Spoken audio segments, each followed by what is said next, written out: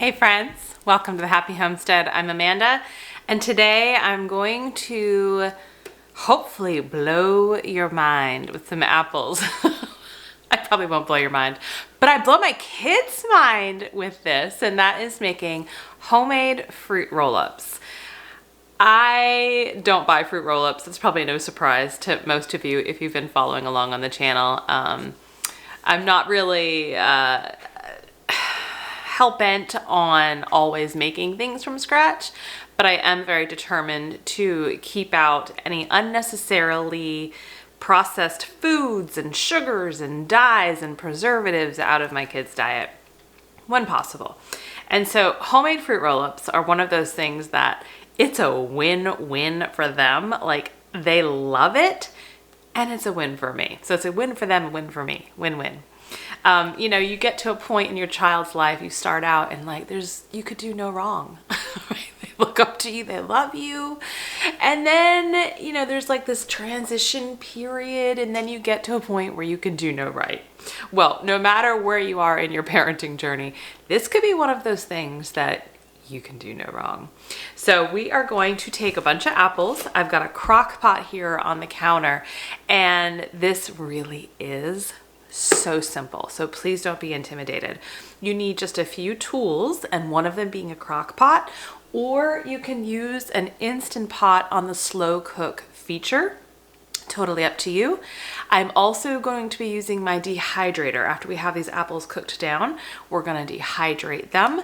If you don't have a dehydrator, that's okay. You can try this in the oven. I actually have not yet tried it in the oven, but I have heard people do that successfully.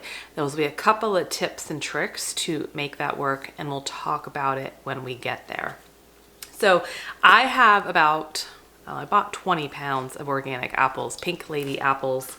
We've been eating through them. I've got maybe about 10 pounds left. So I am just going to be cutting them. I'm not peeling them. That's also what makes this so great, is you don't have to peel these. Just make sure they're clean, right? There's no residue or stickers on them.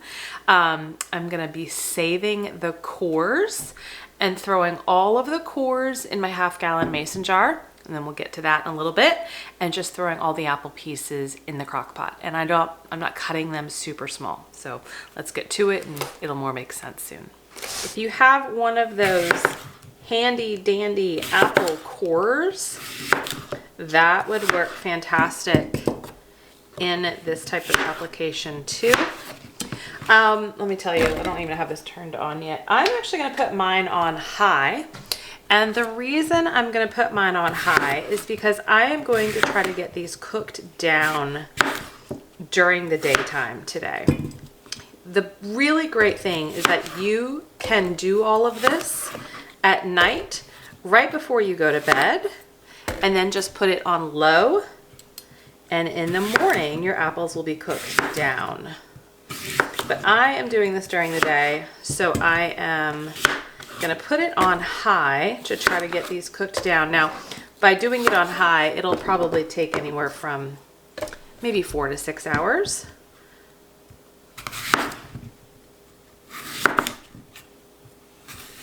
You can see I'm just cutting a block to cut that core out. I'm not worrying about getting my apples in perfectly uniform pieces.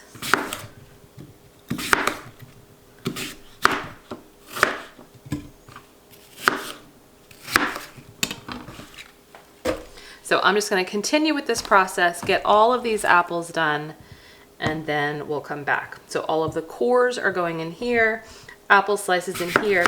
If there are any questionable pieces or parts of the apple, I will just put that in my compost bucket and then save the rest for the crock pot. Okay, I filled the crock pot, let me show you, and I did not even get to use all of my apples. I still have 7 apples left, but my half-gallon mason jar is also semi-full, or pretty full. So I'm just gonna stop here. I'm gonna add a 1/2 cup of water, and that is just so that especially since I have it on high heat, nothing is burning in the bottom of the crock pot. Before I proceed with next steps, I want to maybe answer some questions that could be in your mind. Is number one, why apples? And can I do other flavors, other fruits? And yes, you can, but I would recommend doing about half apples and half something else. The reason is because apples have a very high concentration of natural pectin. Pectin is what is used to make your jams and jellies set, right? You can buy pectin, but apples, especially certain types of apples like crab apples, they are very high in pectin. And that helps your fruit roll up, your fruit leather, really stay together in that texture and consistency that you and your children will be used to. And so I really recommend that if you want to add other fruits, at least have half of the ratio be apples. Now I do have a tiny bit of frozen peaches left in just a bag here that was in the bottom of our freezer. I am going to add this in. You can try to add some of them in now. But you can do this with like peaches, pears, strawberries, blueberries, right? You want to have a good apple ratio in there as well for the natural pectin. Yeah, I guess I could do that. And then we're just going to put the lid like that, and then I'll check it over time, and this will slowly cook down. So I'll show that to you as it cooks down, right? But we're really looking for this to get into an applesauce type consistency. And so you'll notice I did not add lemon juice. I'm not really worried about the apples browning because they're actually going to cook down into a natural kind of brownish color anyway. I didn't add cinnamon or spices. You certainly can. I think just the natural flavor of the fruit stands out on its own and is delicious. This is actually the exact process I use to make homemade applesauce as well. In fact, that is kind of how I figured out and learned how to create the fruit roll-ups so simply. And I would take canned applesauce that I had made in my pantry and dump the jar out, maybe half of the jar on one of my dehydrator trays, which we'll get to that in a little bit. And then I would dehydrate it, right? Flatten it out, make sure it's level as possible, and then dehydrate it. And it came out in the most perfect fruit leather, like I said, texture, consistency, everything. And so that's when I thought, I don't even have to can the applesauce. I mean, I certainly have that option, and you do too. But just cooking down the apples like this and then going right into the dehydrator, it even just skips a step and saves some time. That's how I came to this conclusion, this little experiment here. Now, if you want to skip this whole step with the crock pot and cooking some apples and fruit down, you absolutely can go buy applesauce. If you have home canned applesauce, even better. But you can go buy some organic applesauce. Just try to stick with something that doesn't have added sugars, preservatives, flavors, etc. You want to look on the ingredient list, and you should preferably just see apples or organic apples, and you might see lemon juice or citric acid or something in that matter, and that's okay. So you can just go buy applesauce, skip this whole thing, and we'll go to the next step. But by doing this, you also end up with this. And so with this, we're going to make some apple scrap vinegar.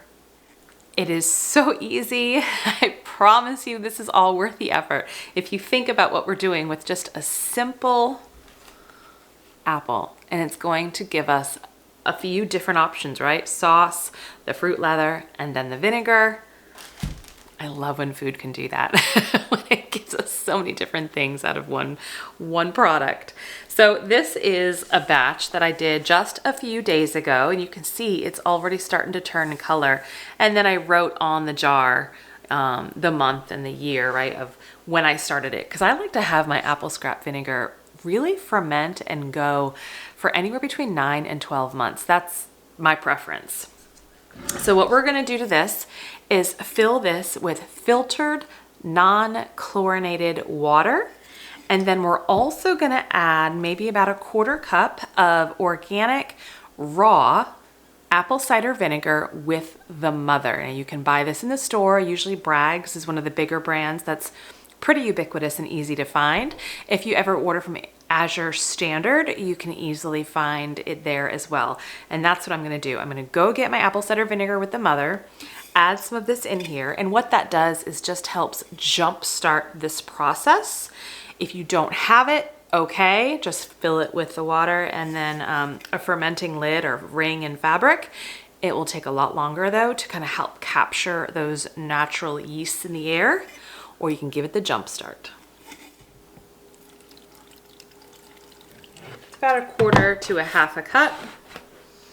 And this is the Azure Standard brand that I purchased.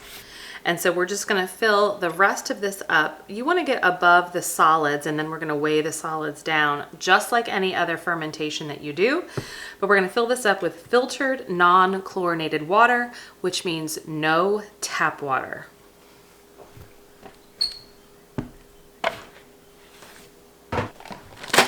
So I'm gonna add a fermentation weight here to keep the solids down. Now you may read or see other people will also add maybe a tablespoon of organic sugar within their jar. And that's just because they're allowing that yeast to help feed on the sugars. You don't have to do that because there's sugar within the apple cores, and that's what they're gonna feed on. But it's not wrong if you wanted to add a little bit of sugar as well. Now you're not necessarily adding sugar to your vinegar because, right, the yeast are going to feed upon it. Again, it just kind of helps jumpstart the process if you so desire. So I'm adding my Airlock fermentation lids. If you don't have this, that's okay. I'll link this though down in the show notes where I bought these. You can just use a canning ring with a piece of fabric. The Airlock lids help allow your ferment to breathe while not allowing other things to get in. Now it's gonna take about 2 weeks for the yeast to really feed on the sugars here, 2 to 3 weeks. And so at that time, I will probably take the Airlock lid off because the fermentation process is essentially done. And then what I'll do is just put a regular lid on it, put it in the back of the pantry, all the way in the back, and just leave it for anywhere from 9 to 12 months. And what you're doing is allowing your vinegar or your scrap vinegar to age. And so you'll see the difference, right? This is about a week's difference in color. And it's important to always check to make sure the solids are below the liquid line. That way no molds and anything else can accumulate. Now I should say after that 2 to 3 week period, I actually strain it. I forgot to say that. I take all of the solids out, all of those apple cores out, throw them in the compost, give them to your chickens, give them to your pigs, they'll love them, and then just let it age as the vinegar itself in the back of the pantry. So in the meantime, I'm just gonna put them here on the counter so that I remember to drain them or strain them in the next 2 to 3 weeks. And then I always write the month and the year so that way I know 9 to 12 months when it's ready to go. I know that may seem like a lot of information, but trust me, it's not hard. All I did was throw those cores in the jar, add some apple cider vinegar, add some filtered water, and then put a top on and let it ferment. Then we'll just strain it, put the liquid back in some sort of vessel, and leave it sit for up to a year. It's super easy, and it creates a delicious, healthy probiotic vinegar that you can use in cooking and salad dressings. So that's it for now. We will come back when this is cooked down. Again, mine is on high, and see you in a bit. I'm back, and it's the next day. Such is life, right? Things get busy, but this is a really good example of you being able to make these fruit roll-ups, get these apples and peaches cooked without having to like be a hawk and watch over it. So I kept it on high for probably a good 5, maybe 6 hours. And at that point I knew I'm not getting to it today. And so I turned it to low. And then before I went to bed, I actually turned the slow cooker off. I just unplugged it and turned it off. And this morning I put it on warm. It's only been on warm for about an hour just to help warm everything back up, but it's all fully cooked down. So let me show you. You can see some of the skins, right? But everything is fully cooked. It's got that brownish color. Smells so good. So now I am going to use an immersion blender to blend this up. Now, don't fret. If you don't have an immersion blender, you can easily scoop this out into a blender or even a food processor and grind it up that way. I would just say that if you're going to do that, make sure you're very careful, because as this is hot, you don't want it to splatter up onto you. So I'm just gonna pulse down and get everything blended up.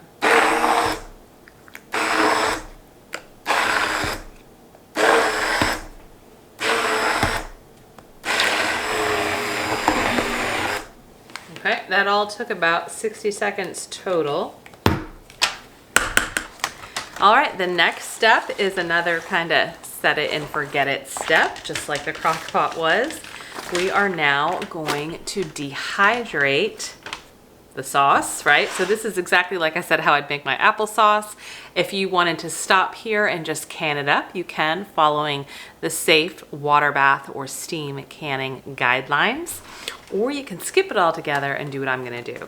So I have an Excalibur 9-tray dehydrator right there over there behind me.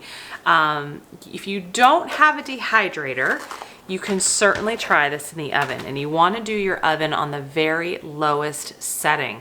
I think my oven's lowest setting is around 200, so try to go as low as you can. On the dehydrator, I'm going at 135 degrees, and I am using like a Teflax, it's called a Teflax sheet. It's like a non-stick sheet that goes in my dehydrator trays. If you're gonna do this in the oven, I would do this on parchment paper, or if you have some sort of silicone like Silpat, right? I would do that. That would be my first choice over the parchment paper. And so you wanna actually scoop out some of the sauce and get it as flat as you can. And I'm gonna show you a trick to that rather than you painstakingly trying to flatten it out even. And then you're gonna go ahead and dehydrate it. So in my dehydrator, I am doing around 4 to 6 hours, and then I check it, and then we'll show you what it looks like, and then we flip it. Now, same for the oven. If you're gonna do this in the oven at 200 degrees, you're not gonna go nearly as long, right? Because your temperature's a little bit higher. So I would check it after maybe 2 hours, and again, I'll show you what to look for. So all I'm gonna do is scoop some of the sauce out. And to help make it as even as possible, right? I do spread the scoops out a bit.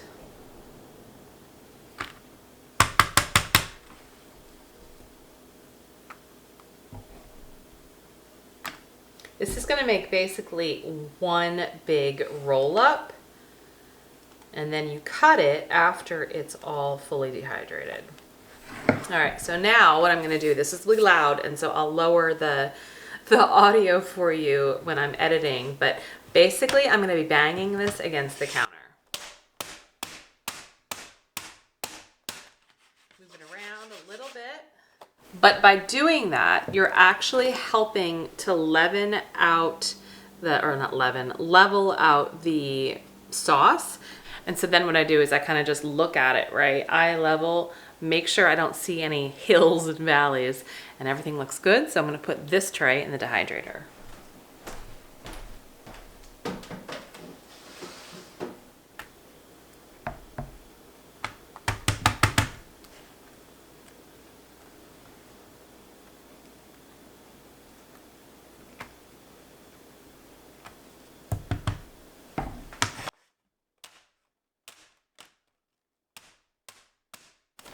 Okay, now with the magic of YouTube, I am now gonna show you what it looks like after it's done the dehydrator, right? So I'm gonna go about 4 to 6 hours, and then I'm gonna check it. And I wanna show you what you're gonna be looking for. So this is a tray of a batch that I did about 2 days ago. And you can just kind of see, even with the glare here a little bit, it looks a little bit wetter right here and right here. And so what I do is I just kind of take my finger and touch it, and it is tacky, whereas this is more dry. This means it is basically ready to flip. And when you flip it, you're not going to be cooking it for another 4 to 6 hours or dehydrating it for that long. It's only going to be maybe an hour, if that. But what you don't want to see is the obvious difference of something still wet in the middle. And so I want to show you the difference. Hopefully you can kind of see the difference, and you certainly will in person. But obviously when you touch it, it's wet, right? This is the one we just did. And so usually when you're dehydrating your fruit leathers, the middle is always the last to really kind of dry through. And so you'll notice that maybe the edges are ready, but the middle is still a little dry, or excuse me, wet, in which case I would put it in for maybe 30 or 45 more minutes. And basically you want to be able to peel it away from your sheet.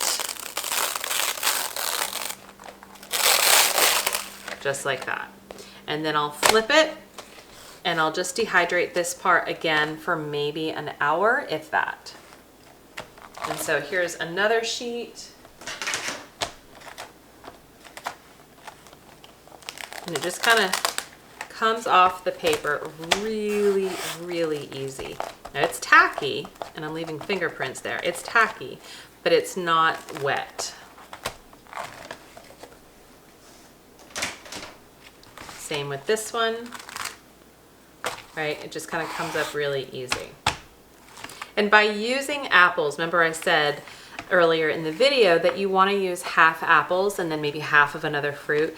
The reason is because of that pectin, like I mentioned. You can see how it just holds together so well. This batch is apples and strawberries, and so it's got a little bit of hint of strawberry flavor, but again, and you can see all these little specks. You see what that is? Those are the skins from the apples that, you know, we kind of kept in here. All right, so now the fruit leather is done, right? So you've put it on your sheet, you've dehydrated it at either 135 degrees in your dehydrator or at your lowest setting in your oven on some sort of non-stick sheet. A Teflon sheet for your dehydrator, maybe a Silpat for your oven, or parchment paper. You flipped it, right? So it went about 4 to 6 hours. You're testing it, making sure it's not wet in the middle. You then flipped it, put it back in for, I'd say, an hour in the dehydrator, maybe 30 minutes in the oven, just enough to get it so that you can manipulate it and touch it without it being wet or falling apart.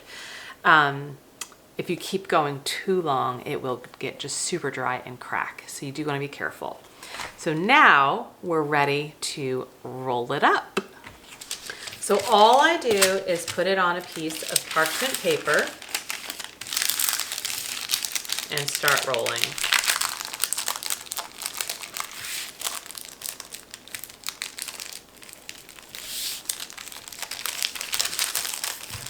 Just like that.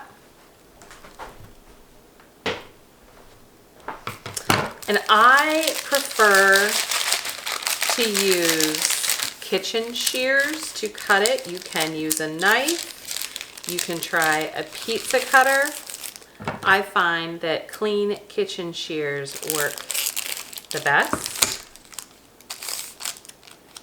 And then with one roll on a standard parchment paper, I get about 3 individual rolls. And I will store them in some sort of covered dish.